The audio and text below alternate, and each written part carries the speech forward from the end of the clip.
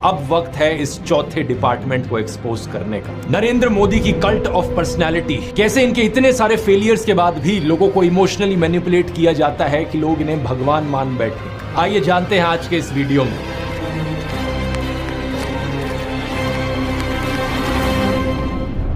जून 2013 की बात है दोस्तों। राइटर नीलांजन मुखोपाध्याय ने एक किताब लिखी नरेंद्र मोदी के ऊपर। ये एक बायोग्राफी थी। इस किताब में लिखा गया कि कैसे नरेंद्र मोदी जब 6 साल के थे, वडनगर रेलवे स्टेशन पर गुजरात में वो चाय बेचा करते थे। ये चाय बेचने वाला किस्सा तभी से लेकर नरेंद्र मोदी की संघर्ष की कहानी का ये एक मेजर टॉकिंग पॉइंट रहा है। 2015 में जब टाइम मैगजीन ने प्रधानमंत्री मोदी का इंटरव्यू लिया तो उन्होंने बताया कि कैसे वो एक बहुत गरीब परिवार से आते थे, कैसे बचपन में वो चाय बेचा करते थे रेलवे स्टेशन पर। इनकी एग्जैक्ट लाइनें सुनिए। मैं पॉवर्टी में पैदा हुआ हूं, बचपन में मेरा पूरा बचपन पॉवर्टी में बीता है। मेरे लिए पॉवर्टी एक तरीके की पहली इंस्पिरेशन थी मेरी जिंदगी में। लेकिन कितनी सच्चाई है इन बातों में, बहुत से लोगों ने टाइम टू टाइम सवाल उठाए हैं। जैसे कि नरेंद्र मोदी के बचपन की ये फोटो देखिए। वे 1950 यानी 1950 में पैदा हुए थे। क्या उस समय किसी गरीब परिवार में पैदा हुए बच्चे के पास ऐसे कपड़े होंगे? जरा खुद ही सोचकर देखिए। सूट तक पहन रखे हैं इन्होंने अपनी बचपन की फोटोज में। मैं खुद 1994 में एक मिडिल क्लास फैमिली में पैदा हुआ हूं, लेकिन मेरी तो बचपन की ऐसी कोई फोटो नहीं मिलेगी आपको जिसमें मैंने कोई सूट पहन रखा हो। और नरेंद्र मोदी अपने आप को गरीब ही नहीं, बहुत गरीब परिवार का बताते हैं। इंडिया टुडे ने इनकी पुराने घर की एक फोटो पब्लिश करी थी, स्क्रीन पर देखिए। बहुत बड़ा घर नहीं है, लेकिन क्या आपको ये 1950s के किसी बहुत गरीब परिवार का घर दिखता है? परिवार में नरेंद्र मोदी के 5 भाई और 1 बहन है। 2 साल पहले नरेंद्र मोदी के छोटे भाई प्रहलाद मोदी ने कहा था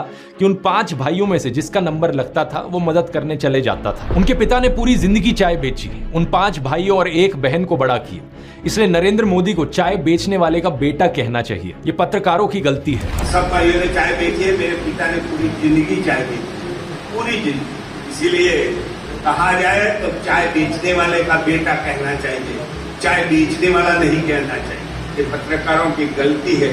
2014 में कांग्रेस नेता अहमद पटेल ने कहा था कि नरेंद्र मोदी कभी चाय वाला नहीं थे, बल्कि वो एक कैंटीन ठेकेदार थे। अब कांग्रेस की बात पर कितना यकीन किया जाए नहीं किया जाए, लेकिन 2021 में बीजेपी ने भी ये कैंटीन वाली चीज अनइंटेंशनली एक्नॉलेज करी थी। रेलवेज मिनिस्टर अश्विनी वैष्णव ने इंस्ट्रक्ट किया ऑफिशियल्स को कि वो वडनगर रेलवे स्टेशन पर एक कैंटीन को ब्यूटीफाई करें। इंडिया टुडे के आर्टिकल में यह क्लियरली लिखा हुआ है और इसके नीचे एक फोटो भी लगी है इस टी स्टॉल / कैंटीन की जो नरेंद्र मोदी के पिता चलाया करते थे। हाल ही में लिखे गए CNN के इस आर्टिकल को देखिए। नीलांजन मुखोपाध्याय खुद कहते हैं कि मोदी की जो पॉवर्टी की कहानी है वो ग्रॉसली एग्जैजरेटेड है, यानी कि बहुत बढ़ा चढ़ा कर लोगों को बताई गई है। इतना ही नहीं, एक दूसरे आर्टिकल में नीलांजन बताते हैं कि नरेंद्र मोदी के पिता के पास इतने पैसे थे कि वो मोदी और उनके भाइयों को स्कूल भेज पाए। और स्कूल जाने का मतलब था कि वो कहीं और फुल टाइम काम नहीं कर सकते थे, बस वो स्कूल के बाद अपने पिता का हाथ बटाया करते थे। ये सब सुनकर एक बहुत बड़ा सवाल आपके मन में आएगा कि ऐसी कहानियों को क्यों बढ़ा चढ़ा कर हमें बताया जाता है? नीलांजन कहते हैं ऐसा इसलिए किया जाता है ताकि इंडियन पब्लिक को एक आइडिया बेचा जा सके। मित्रों, मैं बचपन में रेल के डिब्बे में चाय बेचता था और आज आपके सामने खड़ा हूं।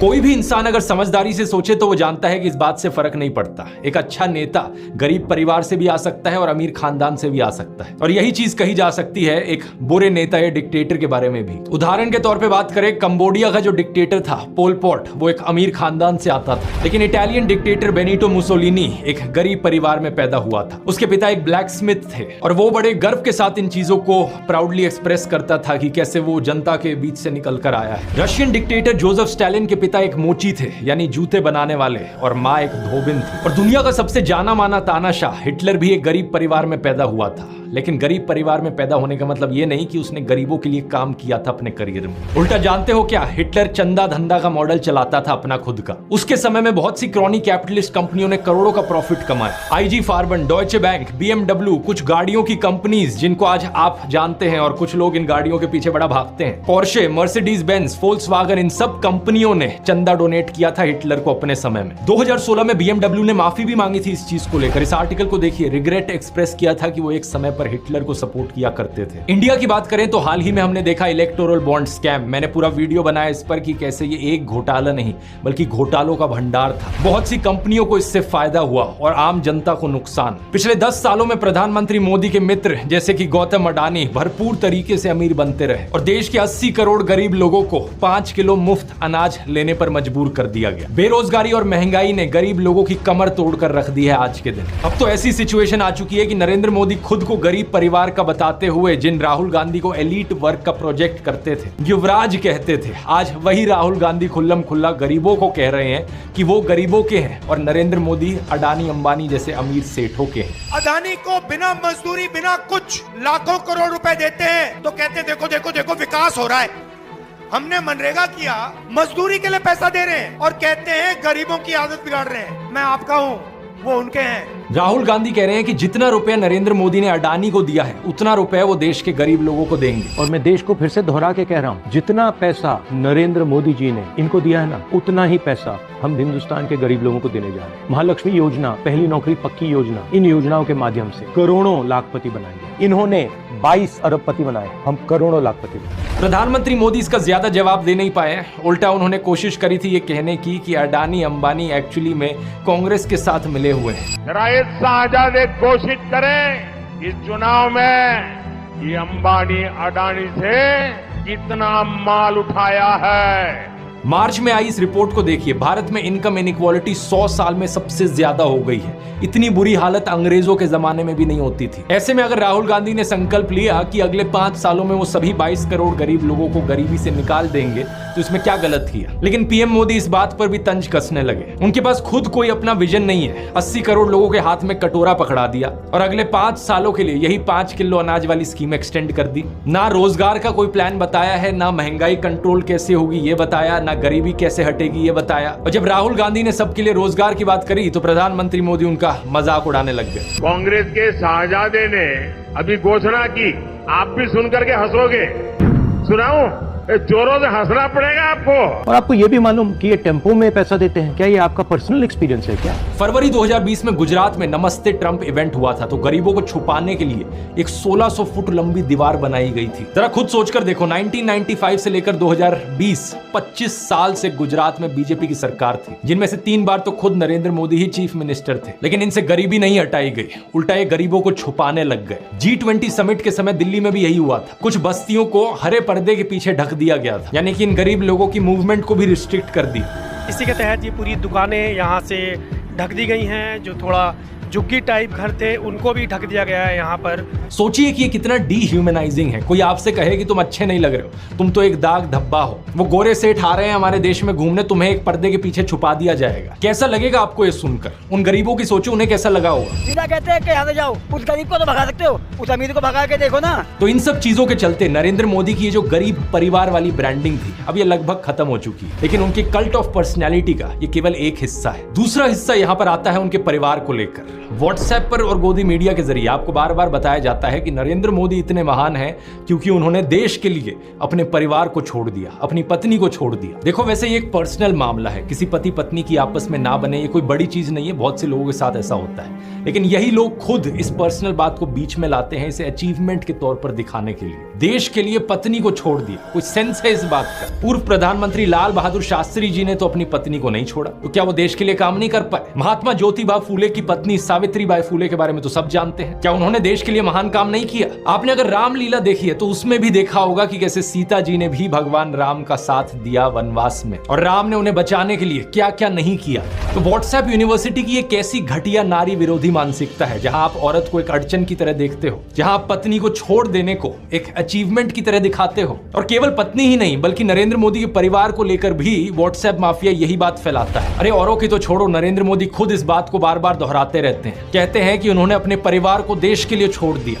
मेरे देशवासियों, मैंने घर, परिवार, सब कुछ देश के लिए छोड़ा है। पंजाब केसरी अखबार ने तो उनकी चरण वंदना करते हुए उनकी तुलना भगवान बुद्ध और महावीर जैन से कर डाली। लेकिन इन लोगों से मैं पूछना चाहता हूं, कभी भगवान बुद्ध ने अपना घर छोड़कर ऐसे बयान दिए क्या? सम्माननीय आदरणीय दीदी, आदरणीय दीदी, ओ दीदी, किसी औरत को कांग्रेस का विधवा कहा, 50 करोड़ की गर्लफ्रेंड कहकर अपमानित किया, समाज में नफरत का जहर बोया। सत्ता पाने के लिए भगवान बुद्ध ने ये सब नहीं किया था, वो तो खुद एक राजकुमार थे। वो तो सत्ता को, महल को और सिंहासन को छोड़कर जंगल में गए थे और उनके पीछे उनके माँ बाप, उनकी पत्नी यशोधरा और उनके बेटे राहुल तो राजमहल में सुविधाओं के साथ जी रहे थे। और जब बुद्ध की ज्ञान प्राप्ति हुई तो जानते हैं उन्होंने सबसे पहले क्या कहा था? oshonews.com पर ओशो के एक लेक्चर का ट्रांसक्रिप्ट दिया हुआ है। जब बुद्ध को ज्ञान प्राप्ति हुई तो पहली बात उन्होंने अपने शिष्यों से यह कही, मैं यशोधरा के पास जाना चाहता हूं, उससे बात करना चाहता हूं। यह सुनकर आनंद व्याकुल हो गए, बोले कि यह ठीक नहीं है,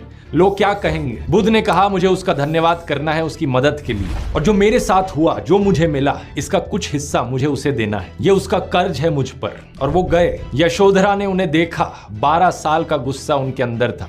वो बोली, मुझसे कहकर तो जाते, क्या मैं तुम्हें रोकती? इतना भी विश्वास नहीं था मुझ पर। बुद्ध ने माफी मांगी, ये कहा कि मैं ना समझ था, अब समझ आई तो वापस आया हूं। सुनो, कुछ अद्भुत हो गया है। मेरा पहला दायित्व तुम्हारे प्रति है, इसलिए वह अनुभव तुम्हारे साथ साझा करूंगा। यशोधरा की आंखों से आंसू झरने लगे। आप प्रधानमंत्री मोदी का इंस्टाग्राम अकाउंट देखिए जरा। प्रियंका चोपड़ा और निक जोनस की वेडिंग रिसेप्शन में गए, उन्हें बधाई दे रहे हैं। इस वीडियो को देखिए। विराट कोहली और अनुष्का शर्मा के वेडिंग रिसेप्शन पे जाकर उन्हें गुलाब दे रहे हैं। मलयालम एक्टर सुरेश गोपी की बेटी की शादी में गए। टाइम्स नाउ की एंकर नविका कुमार के बेटे की शादी में गए।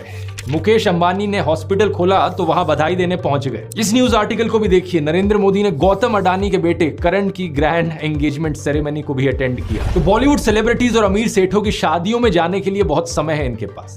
हालांकि इसमें कुछ गलत नहीं है, इनकी मर्जी अगर ये जाना चाहें तो।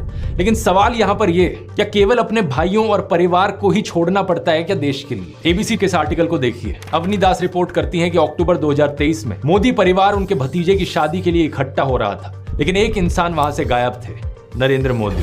आपने फोटोज और वीडियोस में जरूर देखा होगा कि प्रधानमंत्री मोदी अपनी माताजी से मिलने जाया करते थे, जो कि अच्छी बात है। लेकिन कभी आपने नोटिस किया कि केवल वहां 3 लोग होते थे इस मुलाकात में? प्रधानमंत्री मोदी, उनकी माताजी और कैमरामैन। कभी कभार मुलाकात में 2-3 और लोग होते थे, लेकिन वो हमेशा और कैमरामैन ही होते थे। 3 साल पहले बीबीसी कॉरेस्पॉन्डेंट तेजस वैद्या ने प्रधानमंत्री मोदी के भाई प्रहलाद मोदी से बात करी, और सुनिए उनका क्या कहना था। तेरे परिवार ने दूर रखवानी सूचना आपवामां आवे। इस बात को लेकर स्पष्ट निर्देश होता है कि परिवार के बाकी सदस्य दूर ही रहे। प्रधानमंत्री मोदी की भतीजी सोनल मोदी ने भी यही बताया कि उनको मना किया गया है। उनसे पूछा गया कि शपथ ग्रहण समारोह में बहुत से लोगों को निमंत्रित किया गया, लेकिन उन्हें क्यों नहीं बुलाया गया? तो सुनिए उन्होंने क्या कहा था। नरेंद्र मोदी जी ने प्रधानमंत्री का शपथ ली थी, तब देश में से कई लोग गए थे, तब आपको न्योता मिला था या आपको जाने की इच्छा हुई थी? इच्छा तो सबको होती है, पर अफसोस है कि हमें इनविटेशन नहीं दिया गया। G20 की थीम रखी गई थी वसुदेव कुटुंबकम, यानी पूरी दुनिया एक परिवार है। लेकिन खुद के परिवार को, खुद के भाई बहनों को अपने से दूर रखा जाता है इस तरीके से। आखिर क्या कारण है? भगवान राम तो अपने परिवार के साथ रहते थे। राम, लक्ष्मण, भरत, शत्रुघ्न, चारों भाइयों में कितना प्यार था। क्या इसका मतलब ये हुआ कि राम जनता के लिए काम नहीं कर पाए? उन्होंने तो राम राज्य स्थापित किया था, जहां कोई गरीब, बेरोजगार, दुखी नहीं था। मैं फिर से कहूंगा, ये प्रधानमंत्री मोदी का अपना पर्सनल मैटर है। अगर वो बॉलीवुड, अडानी, अंबानी जैसे दोस्तों के साथ ताल्लुक रखना चाहते हैं और अपने परिवार के साथ नहीं, उनकी मर्जी। मुझे प्रॉब्लम इस बात से नहीं है। प्रॉब्लम इस बात से है कि इसे अचीवमेंट की तरह क्यों दिखाया जाता है कि मैंने अपना परिवार छोड़ दिया, देखो मैं कितना महान हूं। ये कोई अचीवमेंट होती है क्या? इसका साइड इफेक्ट ये हुआ है कि बहुत से हिंदू युवा ब्रेन वॉश हो गए हैं। होना ये चाहिए कि वो अच्छे से पढ़ लिख कर कुछ बने, काम धंधा करे, कुछ कमाए और अपने माँ बाप की सेवा करें। लेकिन नहीं, कुछ यूथ की क्या हालत हो गई है कि वो हाथों में तलवार लेकर मस्जिदों के सामने घूम रहे हैं। उन्हें भी अपने परिवार से, अपने माँ बाप से कोई मतलब नहीं।